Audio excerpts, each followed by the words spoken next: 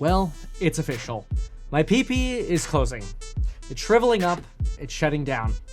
In this video, I'm going to tell you about my experience creating the first ever YouTuber-led exchange-traded fund, the ups, the downs, how much money I lost doing it, and yeah, we'll talk performance. This is exciting. I kind of feel like I'm in a little bit of a dream world right now. It's just like surreal. I mean, look at all this crazy stuff around here. You know, this is like a once-in-a-lifetime thing here, just being inside this building. So there's a lot of history right here. It happens in the blink of an eye because you just can't believe that you're actually there. The fact that a YouTuber has now gotten to the level that we're here because of his ETF. I mean, you know, people work here their whole lives in the city and never go into that building and step foot on that floor. It was a once-in-a-lifetime experience. Kevin, if you're watching this right now, you absolutely crushed it. We are inside the New York Stock Exchange, and I'm giving you an exclusive behind-the-scenes tour of what it's like to be on the trading floor during the closing bell ringing. This is so exciting and such an honor coming to you from the New York Stock Exchange. Let's do it. But first, I want you to meet Summer.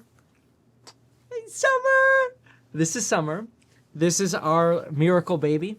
She had a 50% chance of surviving last February, which means you're now one. There's so many lights here. She's getting a little nervous in here. Hey, are you actually happy? No, you happy. Anyway, this is Summer. You can play with that if you want. She's beautiful. I love her a lot. And she's well, she's technically a triplet, but she's also an identical twin.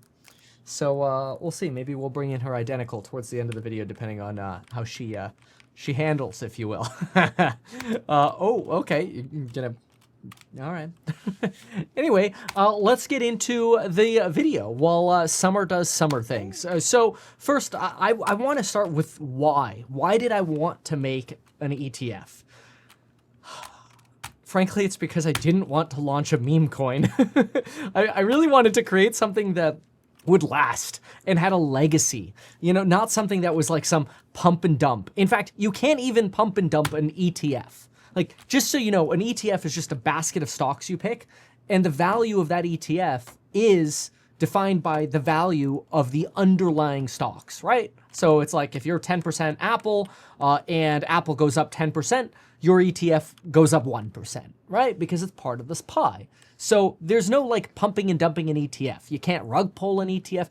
It's the most legit thing you could do. I got like 7 different licenses, FINRA licenses, financial advisory licenses, a lot. So yeah, I mean, that means I'm actually a licensed financial advisor. And I really wanted to do and create a product that was great because ETFs have this really cool thing where not only are they transparent, actively managed, so you know you could send emails like, hey, here are the buy and sell alerts, kind of like ARK Invest does, right? But you can also go ring the bell at the New York Stock Exchange, which I invited course members to come join us and ring the bell at the stock exchange. This was before I had little babies. You know, I've got 7 now, 7 kids. But you know, I wanted to provide a service the right way. And not only provide these sort of transparent emails, but also take advantage of the tax benefits. Yeah, that day she heard tax benefits and gets excited right away. You like that? What is that, tax benefits? The tax benefits of an ETF are actually pretty cool because you can kind of 1031 exchange stocks just like you can 1031 exchange real estate. The problem is they're really cost prohibitive. But I was okay with that. You know, so like there were a lot of upsides and there were really cool things we got to do. And it was cool having, you know, if you typed in Meet Kevin into a stock brokerage, it's like, oh, there's the Meet Kevin Pricing Power ETF, ticker PP, you know, it was great. But then came the downsides. The downsides. She's eating my calculator. Are you ready to go? No, do you want to stay or should I bring your sister or your brother? Anyway, so the downsides. Number 1, I lost money. A lot. I would guess I'm probably down out of the whole like advisory, you know, plan and biz and the ETF thing. Yeah, somewhere around $1 million. And that's because even though we were charging 77 basis points, which, you know, it's a decent amount for an actively managed ETF. The average is somewhere around 75. Some charge 1%, some charge 1.25 or whatever. You know, but it's not as cheap as just an index fund, right? Yeah. The problem is I don't really get any of that. And I was okay with that. I was okay subsidizing it because I'm like, I think we can long-term create something great here. But, you know, all the bankers, the suits, the lawyers, they all get their hands in the cookie jar, and basically you're left feeding the kitty. So almost every month, you're paying them, you know, lawyers and whatever, their fees. You're like, all right, I hope I'm doing a good service here for people. But it wasn't just that. Ooh, guess what? This is Violet. This is Summer's twin. Hi, Violet. Yeah, you always get a little bit more nervous around strange things. Anyway, so after just the fact that it costs money, if it was just that, it was okay. I'm happy to keep contributing because I thought we were building something great. The problem is there's a second downside, and that's the stress of performing. And don't get me wrong, we had our ups and downs. There are definitely, you know, cases of having a publicly run fund where it's sort of like, okay, yeah, you kind of have to evaluate, does it make sense to go through all of sort of the publicity that comes with it? Because you think it's good, but every single time you buy or sell a stock, somebody's like, oh, well, why'd you do that? Well, why'd you do it that way? Well, why'd you do it that way? Or why didn't you do more? Or whatever. And sometimes the answer is, frankly, regulation. So it's like not actually up to me. And we'll talk about that in just a moment. So on screen here, you could see the Meet Kevin Pricing Power ETF at its peak. I think we had somewhere around $45 to $50 million of assets under management. ETFs are usually viable starting at like 40 to 50 mil. And there were some months where we were actually like positive, like we were getting money back after all the money that has gone into this, in like launching this, you know, it's a lot. Like we said, probably somewhere around $1 million into the whole advisory side. It's wild. That's like net L, right? So I don't recommend it if you're trying to make money. But again, I was trying to do, you know, have like a legacy product, right? So what you can see is we actually, with the exception of like the first 2 weeks of when we launched, this is frankly when Tesla like tanked. We were pretty Tesla heavy. We started out at like, I think 19% Tesla, and eventually we got it up to 25% Tesla. I'll talk more about that in just a sec. But you can see we actually outperformed the S&P 500 for most of the 18 months. I'd almost say with the exception of those 2 weeks here, all of the first 18 months, until right over here, the turning point in September. Unfortunately, when Jerome Powell in September cut rates 50 basis points, I'm like, this is it. The moment interest rates sensitives will do well. Apparently, interest rates just decided to go up after we cut rates 100 basis points, which is only similar to what happened in the dot-com bubble. Of course, we're definitely not in a bubble right now. But anyway, there was some mispositioning here. We'll talk about why in just a moment, but let's just put it this way. The public stress that goes with this is insane. And if you're losing money on the actual fund, and when it's performing well, nobody cares. Like, it's not like people are sending you letters going, yay, thanks so much, it's doing so well. Nobody cares. Except when it's underperforming, then everybody cares, and you're the idiot, right? Anyway, so yes, this period of time over here was an oopsie. We'll explain more in just a moment on that.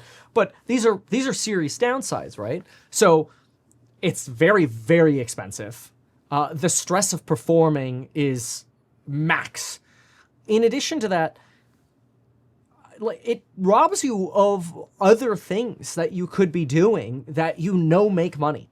Like, for example, you could make more YouTube videos, or you could focus more on House Hack. House Hack, by the way, that is going to be my true legacy product because, well, it's kicking butt. It's positive cash flow. We've got, you know, what, $60 million roughly in assets. The company's probably worth somewhere around $100 million. It's a fantastic company. And we're doing really well. We basically doged it. We have an extremely efficient company now. We cut every expense that we possibly could just to make the company run as efficiently as possible. And now we're kind of sitting on a pile of cash and we're like, all right, let's do our ADUs. Let's do our business expansion plans for, you know, more real estate acquisitions. That's what we do. And then we also pay investors 5%. Right now, just accredited, but side note, we did file for the non-accredited round, and we hope we could start talking about the non-accredited raise, where basically you get 5% yield. If the stock goes up, you get upside. You don't have to be accredited, and the company's real estate backed. Obviously, a lot more details on this. This video is not a solicitation because, we don't have the Reg A ready to go right now. We only have the accredited that's in the background, and we'll probably close that and then open up the Reg A. And they're a little bit different anyway. But point is, HouseHack is a great company, and I think I make good YouTube videos. So we got a great company, HouseHack, and I think I make good YouTube videos. I could do more of these two things, both of which make money and provide value for the people who watch my content or the people who invest into HouseHack, provide a return for them. So why not do more of that and double down on what's working rather than try to spin all of these different plates and kind of like lose my mind? And a little bit, that's sort of what's happened.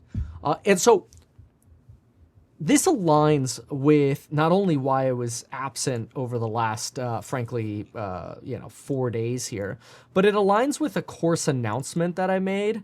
Although I wasn't expecting to get or to have to make this video today. I'll explain that in just a moment as well. Thanks.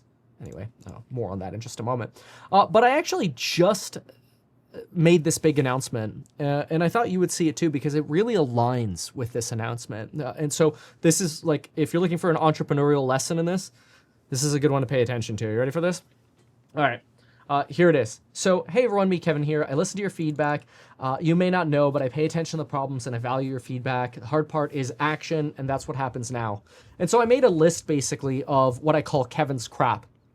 And so I talked about how because of some of the stresses that have been going on recently, this, PP being one of them, I was on a personal trading hiatus. My consistency with the daily wealth email wasn't good. I want the alpha reports to come out earlier. I want the course member live streams to be more consistent. Real estate analysis has taken a bit of a second fiddle. My routines were a little out of whack. I was spending too much time on Twitter or X just scrolling, and it was like doom and gloom and depressing. The titling and when my Meet Kevin reports, the videos with the multiple topics in them, when those come out, that wasn't very clear. All of this is like part of a symptom of just having too many things spinning around, too many plates, right? And so what I decided to do is basically start cutting out everything that I potentially can in my life that is not mission critical.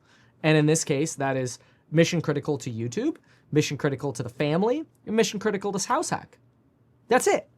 Like everything else, I really just want to cut out so I can focus.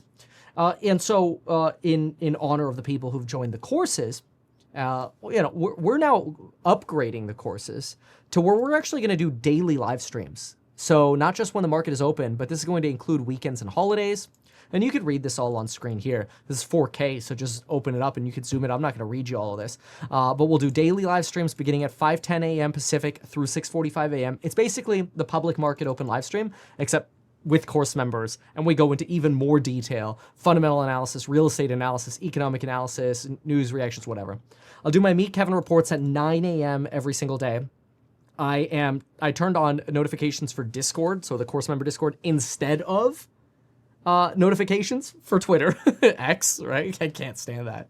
And we'll have some new Trumponomics lectures coming out on April 11th. We're probably going to do free course member mini masterminds. Anyway, again, you could read all this if you wanted to. You don't have to. But the point is, like, this idea of sort of consolidating what's going on and what I'm focusing on aligns with shrinking PP and tiny PP, PP going away, basically, PP going bye-bye.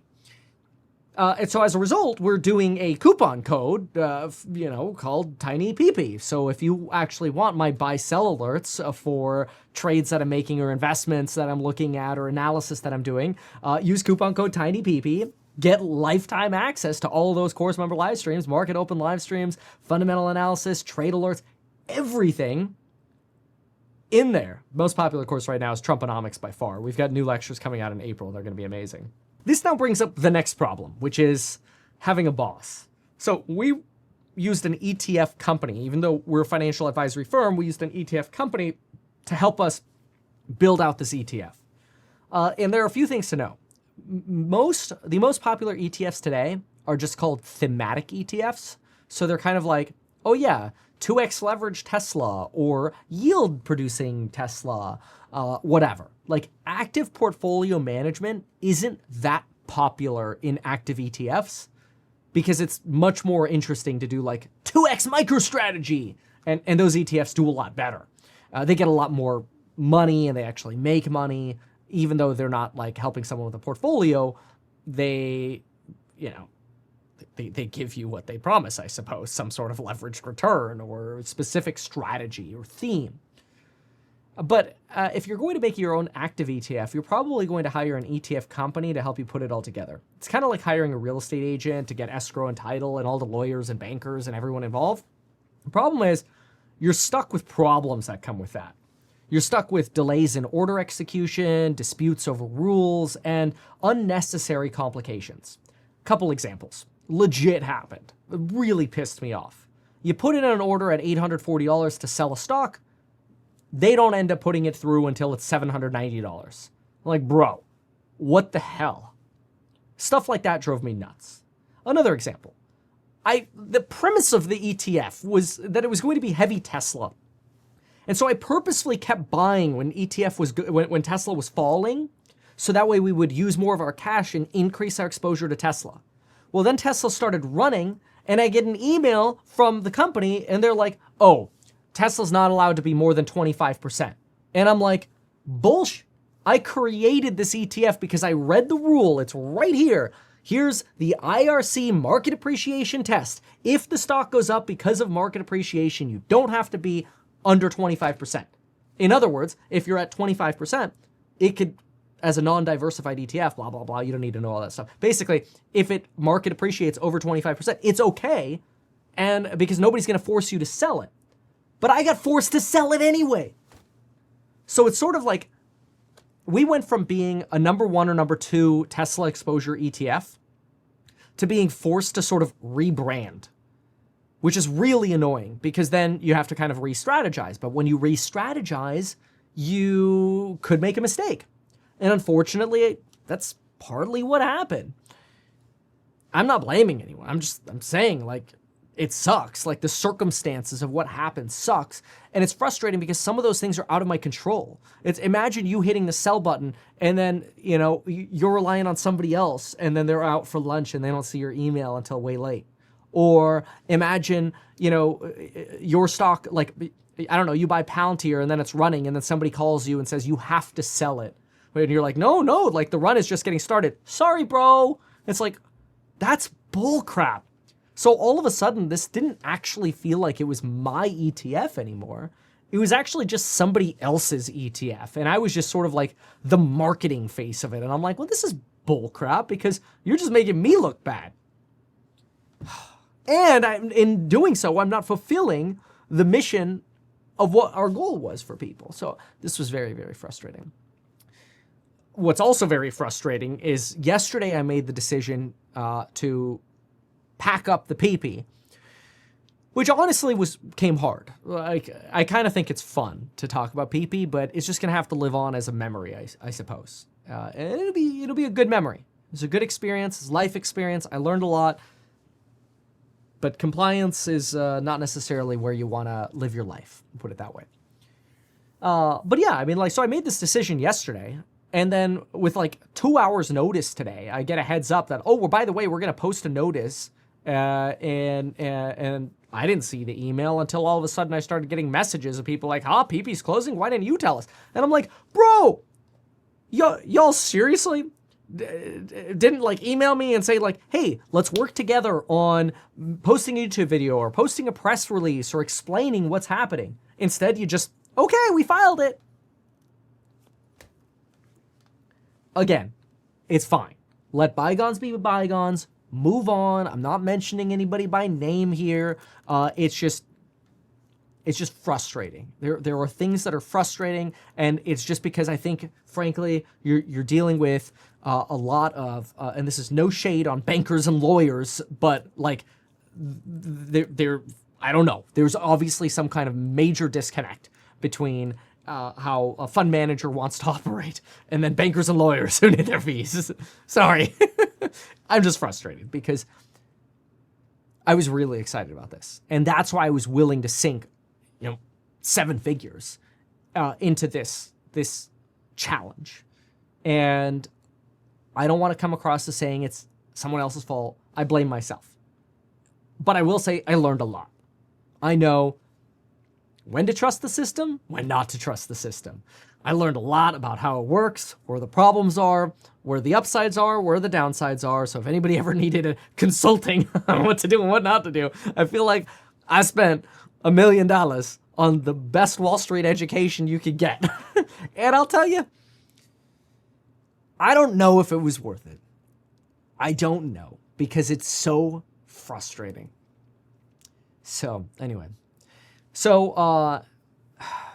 this has been tough, but the good news is it's also been very emotionally stressful for us, but it's led me to post fewer videos, and it's been sadly it's become a distraction. But now what we're doing instead is we're going to go deep on what we know we are good at. That is YouTube, value for our course members, and through that, we will raise money for HouseHack, and we will make HouseHack the best real estate company that exists. We're just going to keep grinding. We're already doing really well. I was supposed to do a HouseHack update video, which I got delayed because of this ETF drama, which I apologize for. I'm not trying to make excuses. It's a lot, but I'm calibrating. It's all getting calibrated. I have to get through sort of the road bumps of life, if you will. But anyway, if you want to join and get all the buy-sell alerts that we've got, make sure you join over at meetkevin.com. Use coupon code TinyPP. We'll have that up for a little bit, and there'll be a big price increase once we start getting some of this new content out and rolling. Daily live streams. You could join me there every single day. Talk to me, ask me questions, whatever you want. Analysis. You'll see my analysis on Tempest AI, for example, or my commentary on anything that's hot to trot, or why something's up or down, or what's an interesting long-term versus short-term. And you get the Meet Kevin alpha reports for free for life. All of it. Once you're course members, take care of you. So check it out. But anyway, I apologize. Look, this is not how I wanted the PP to end. But that's okay. When one door closes, another one opens. And honestly, I think we've got some really good doors opening for HouseHack. I couldn't be more excited about HouseHack and the future for HouseHack. And maybe one day HouseHack will go public, and it'll take the ticker PP.